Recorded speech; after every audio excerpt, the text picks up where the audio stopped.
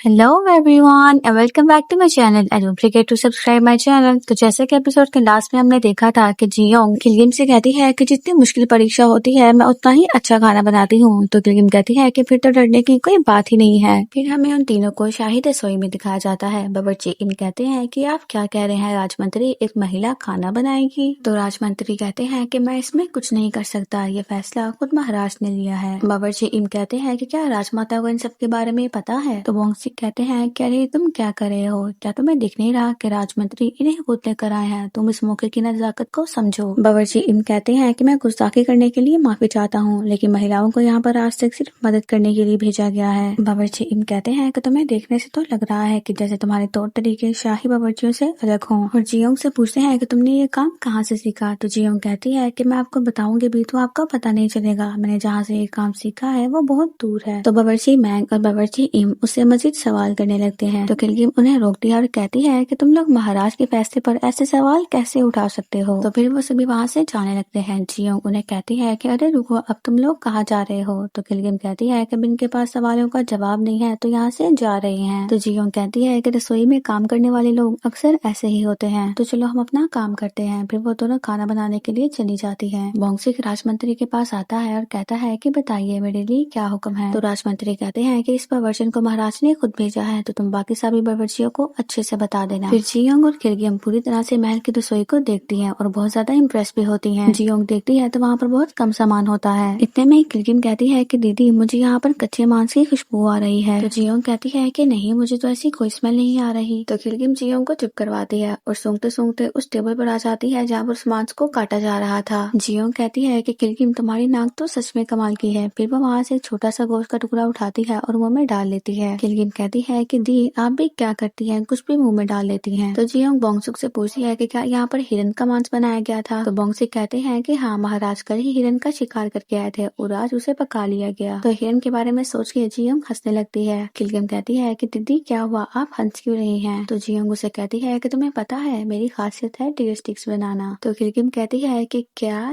Dear sticks? Jeong कहती है कि हाँ, अब बस तुम देखती जाओ। फिर जियोंग महाराज के लिए खाना तैयार करती है। खाना तैयार करने के बाद वो बोंगसिक से कहती है कि खाना तैयार हो चुका है। तो बोंगसिक कहते हैं कि क्या तुम महाराज को इस तरह से खाना देने वाली हो? तो जियोंग कहती है कि हाँ। तो बोंगसिक कहता है कि नहीं, तुम महाराज को इस तरह से खाना नहीं दे सकती। और फिर बोंगसुक वहाँ मौजूद सेवकों को शाही थाल लाने के लिए कहता है। फिर हमें बावर्ची इम को सेवक किम के साथ दिखाते हैं। बावर्ची इम उसे कहते हैं कि महाराज जिस नई लड़की को महल में लेकर आए हैं उसने रसोई में कब्जा कर लिया है और अब तो मुझे डर लग रहा है। सेवक किम फिर राजमाता के पास जाती है और उन्हें जाकर सारी बात बताती हैं। तो राजमाता कहती है कि महाराज एक डायन को महल में लेकर आए हैं और तो और उसे शाही रसोई जाने की भी इजाजत दे दी। तो सेवक किम कहती है कि जी हाँ, और उसने उसी हिरन का मांस बनाया है जिसे महाराज ने शिकार किया था। तो राजमाता भी गुस्से में आ जाती है। फिर हमें चौथी सखी को दिखाते हैं जो कहती है कि उस डायन को खास रसोईया बनाया गया है, इसका मतलब है कि उसको सच में खाना बनाना आता है। और फिर वो बावर्ची मैंग से पूछती है कि मैं जानना चाहती हूँ उसे कैसा पकवान बनाने के लिए कहा गया है। तो बावर्ची मैंग कहते हैं कि ये तो मैं नहीं जानता, लेकिन मैं बस ये जानना चाहता हूँ कि एक औरत खाना कैसे बनाएगी और आखिर वो कैसा खाना बनाएगी ये तो फिर सबको ही पता है। तो चौथी सखी कहती है कि महाराज के तो पहले से ही खाने के मामले में बहुत नखरे हैं, तो आखिर ये सब कुछ चल क्या रहा है? बावर्ची मैंग कहते हैं कि मैंने सुना है कि उस डायन ने योंकिल में महाराज को जो खाना खिलाया था महाराज को वो बहुत पसंद आया था। तो चौथी सखी हैरानी से पूछती है कि राज्यपाल यहाँ उस डायन ने खाना भी बनाया था? तो बावर्ची मैंग कहते हैं कि जी हाँ, लेकिन मुझे नहीं लगता कि उस लड़की ने कहीं से भी खाना बनाना सीखा है और वो एक ही पकवान बार बार बनाकर महाराज को कब तक खुश रख सकेगी। चौथी सखी कहती है कि जब वो डायन खाना बना ले तो मुझे इसकी जांच करनी है और जितनी हो सके तुम उसके खाने में गलतियां निकालना। फिर चौथी सखी अपनी सेवक शिवोल को बुलाती है और उससे कहती है कि क्या महाराज इस वक्त अपने कक्ष में है, मुझे उनसे अभी मिलना है। तो शिवोल चौथी सखी का पैगाम लेके वहाँ से चली जाती है। फिर महाराज की सेवक जियोंग के कपड़े भी चेंज करवाती है।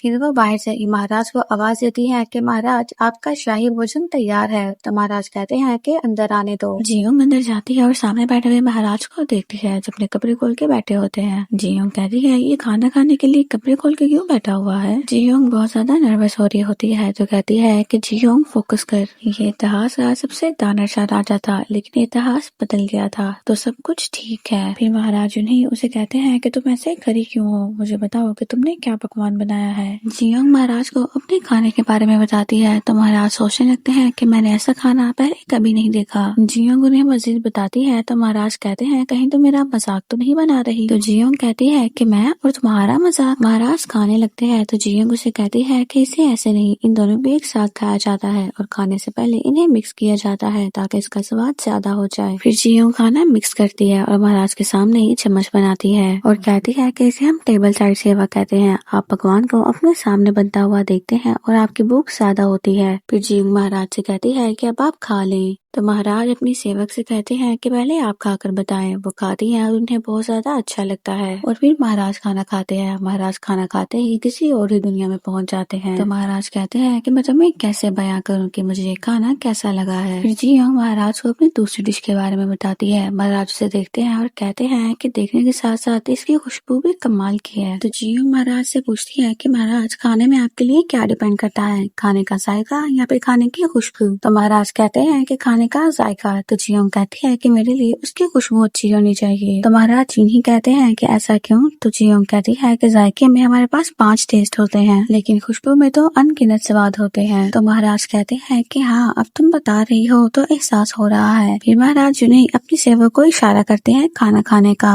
जियोंग उसे चम्मच में डालकर देती है। सेवक खाती है और बहुत ही खुशी खुशी महाराज से कहती है कि ये सही है। फिर उसके बाद महाराज खाते हैं और कहते हैं कि इसकी खुशबू इतनी अच्छी नहीं है लेकिन इसका टेस्ट बहुत ही ज्यादा अच्छा है। ये मखमली और ताज़ा है, इसके स्वाद मेरे जिस्म को दोबारा ताज़ा कर देता है। तो जियोंग कहती है कि जी हाँ, बिल्कुल इसी तरह जैसे सुबह की पहली किरण मटर पर पड़ती है और वो खुद ही खुलते और नीचे गिर जाते हैं। महाराज की सेवक कहती है कि बिल्कुल ऐसा ही लगा। महाराज कहते हैं कि मैंने आज तक कभी कुछ ऐसा नहीं खाया। और फिर जियोंग कहती है कि अब आती है शाही पकवान की बारी। ये है ओट कुजीन की जान वीरान। तो महाराज कहते हैं कि ओट कुजीन वीरान दे। तो जियोंग कहती है कि अरे यार, आप बस इसको समझने में वीरानते हैं। महाराज की सेवक हंसने लगती है तो महाराज उसे चुप करवाते हैं और जियोंग से कहते हैं कि मुझे ऐसा क्यों लग रहा है कि तुम फिर से मेरा मजाक बना रही हो। जियोंग कहती है कि ये हिरन की जीभ से बना है। फिर महाराज पकवान के बारे में पूछते हैं। जियोंग कहती है कि ये हिरन की जीभ से बना है और इसे ऐसे ही नहीं खाते हैं, मैं आपको यहीं पर ही सेक कर ये परोसूंगी। महाराज सोचने लगते हैं कि मैंने आज से पहले कितनी बार हिरन का बना हुआ खाना खाया है लेकिन ऐसा तरीका मैंने पहली बार देखा है। फिर जियोंग महाराज को हिस्ट्री के बारे में बताती है तो महाराज कहते हैं कि तुम्हें ये सब कुछ भी पता है, काफी बुद्धिमान लड़की हो तुम। फिर जब जियोंग महाराज को प्लेट में खाना दे रही होती है तो महाराज कहते हैं कि मैंने सच में ऐसी कलाकारी पहले कभी नहीं देखी, आखिर ये लड़की आई कहाँ से है। फिर महाराज जियोंग से पूछते हैं कि वैसे तुमने ये सब कुछ सीखा कहाँ से है। जियोंग कहती है कि मैं जानती हूँ कि आप यकीन नहीं कर सकते लेकिन सच में मैं भविष्य से आई हूँ। तो महाराज कहते हैं कि तुम्हें ऐसे देखकर बहुत अफसोस हुआ, तुम्हारा दिमाग अभी भी सही नहीं हुआ है। तुम कह देती कि तुम किसी कबायली देश से हो या फिर समुद्री देश से हो तो मैं यकीन कर लेता। तो जियोंग बस मुंह बनाती है। तो महाराज कहते हैं कि खैर जो भी है लेकिन मैं तुम्हारे पहले शाही भोजन से बहुत ज्यादा खुश हूँ। तो जियोंग कहती है कि चलो अच्छा है, कम से कम तुम्हें मेरे बनाया हुआ खाना तो पसंद आया ना। फिर महाराज की सेवक महाराज से पूछती है कि महाराज क्या मैं खाना चख कर बताऊं। तो महाराज उन्हें कहते हैं कि नहीं, आप रहने दें। और जियोंग से कहते हैं कि इस बार तुम चख के बताओगी। तो जियोंग कहती है कि क्या मैं। फिर वो महाराज की सेवक को देखती है जो उन्हें हाँ में इशारा करती है। तो जियोंग कहती है कि ठीक है। फिर जियोंग खाना खा रही होती है तो महाराज उसे देख रहे होते हैं और जियोंग को देखकर महाराज को अपनी माँ की याद आती है जब वो महाराज को खाना खिलाती थी। फिर महाराज जियोंग से कहते हैं कि चलो अब तुम मुझे भी एक टुकड़ा खिलाओ। तो जियोंग कहती है कि क्या तुम चाहते हो कि मैं तुम्हें अपने हाथ से खाना खिलाऊं। तो महाराज कहते हैं कि क्यों, क्या तुम नहीं चाहती।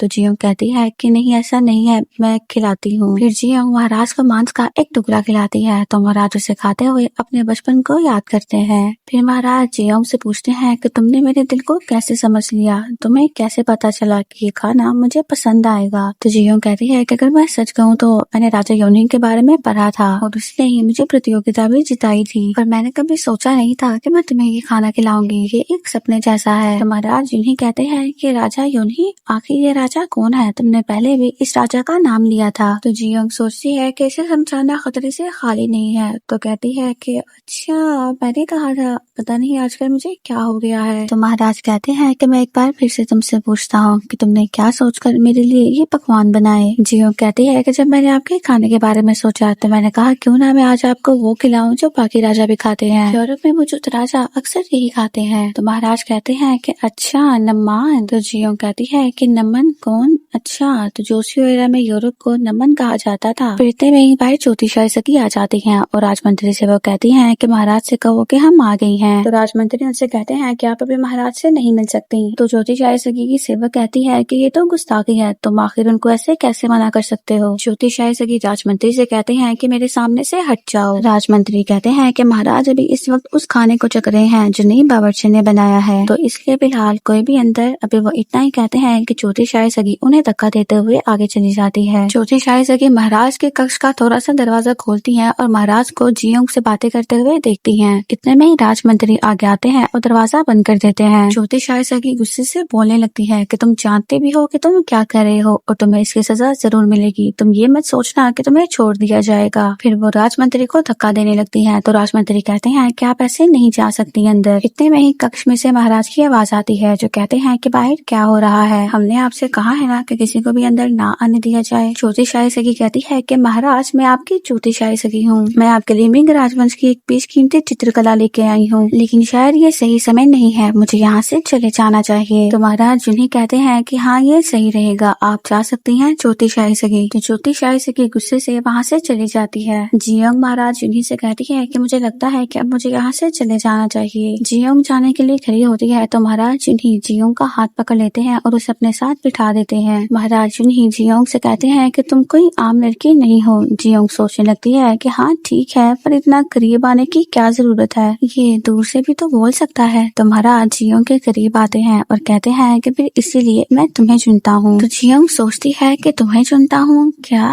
मगर किस लिए। फिर जियोंग जब वहाँ से जाने लगती है तो सोच रही होती है कि आखिर इसकी इस बात का क्या मतलब था, कहीं इसका मतलब वो रात बिताने वाली बात से तो नहीं था। अरे नहीं, ये मैं कहाँ फंस गई। अगर मैं महाराज की सखी बन गई तो फिर तो इतिहास ही बदल जाएगा। ये सब कुछ क्या हो रहा है। इतने में ही वहाँ पर मुख्य शाही सखी सोंग जी आ जाते हैं और कहते हैं कि तुम किन ख्यालों में खोई हो। फिर वो कहते हैं कि मैं यहाँ पर तुम्हें खास पैगाम देने के लिए आया हूँ। जियोंग सोचती है कि मैं समझ गई, महलों में अक्सर ऐसे ही होता है, महाराज खुद नहीं आते बल्कि अपने मंत्रियों को भेजते हैं। जियोंग कहती है कि कैसा पैगाम। तो सोंग जी कहता है कि अब आज से जब भी तुम महाराज को खाना दोगे तो वहाँ पर जो कुछ भी होगा तुम मुझे बताओगी। जियोंग सोचती है कि अच्छा तो फिर ये अपने काम मुझसे करवा रहा है और उससे कहती है कि माफ करना, मुझे लगता है कि ऐसा करना मेरे लिए नामुमकिन होगा। महाराज के गुस्से को तो आप जानते हो ना, अगर पकड़े गए तो बहुत पक्की है और मेरा जिगरा छोटू सा है। तो फिर आप समझ रहे हैं ना कि मैं क्या कह रही हूँ। सोंग जी कहता है कि तुम्हें नहीं लगता कि तुम्हें इस महल में किसी साथी की जरूरत होगी। तो जियोंग कहती है कि साथी तो जितने हो उतना बेहतर। तो मुखिया शाही सखी कहते हैं कि जब तुम महाराज को खाना खिला रही थी तो ज्योति शाही सखी ने अंदर आने की कोशिश की थी और महाराज ने ज्योति सखी को कभी भी ऐसे शाही खाने से वापस नहीं भेजा। ये पहली बार हुआ है, इसीलिए ज्योति सखी की नजर अब सिर्फ तुम पर ही रहेगी और उनका अगला निशाना होगी सिर्फ तुम। तो फिर बिना साथी के तुम्हारा इस महल में रहना मुश्किल होगा, या फिर यूँ कह लो कि नामुमकिन। तो जियोंग सोचती है कि हाँ ये भी सही है, अकेले रहते हुए उससे बचना मेरे लिए मुश्किल होगा, सौदा कमाल का है। मुख्य शाही सखी कहते हैं कि मैं हमेशा तुम्हारी जान बचाऊंगा और तुम्हारा साथ भी दूंगा। तो जियोंग कहती है कि ठीक है, लेकिन फिर मेरी भी एक शर्त है, और अगर आप मेरी चीज ढूंढने का वादा करें तो आपने जो कहा है मैं उसे पूरा करने की कोशिश करूंगी। तो सोंगजे कहता है कि अच्छा तो तुम सौदा करना चाहती हो मुझसे, तो फिर बताओ तुम्हारी क्या चीज ढूंढनी है। जियोंग कहती है कि मेरा बैग ढूंढना है। तो वो कहते हैं कि बैग, आखिर ये क्या है। तो जियोंग उनको बहुत मुश्किल से समझाती है। तो वो कहते हैं कि अच्छा थैला। तो जियोंग कहती है कि हाँ वही, आप सही समझे। तो मुख्य शाही सखी कहते हैं कि थैला या झोला कहती ना। तो जियोंग कहती है कि जी वो मुझे याद नहीं था, और मेरा थैला आपको सालकुची जंगल में मिलेगा जहाँ मैं महाराज से पहली बार मिली थी। आपको मेरा बैग ढूंढ के मुझे देना होगा, और वो भी पूरे मेरे सामान के साथ। मुख्य शाही सची कहते हैं कि तुम्हें बस एक थैला चाहिए, और फिर हमें जियोंग के बैग को दिखाया जाता है जहाँ पर मांगुन रोक बुक का नाम चमक रहा होता है। तो यहीं पर एपिसोड 2 का हमारा सेकंड पार्ट खत्म हो जाता है। See you in the next part.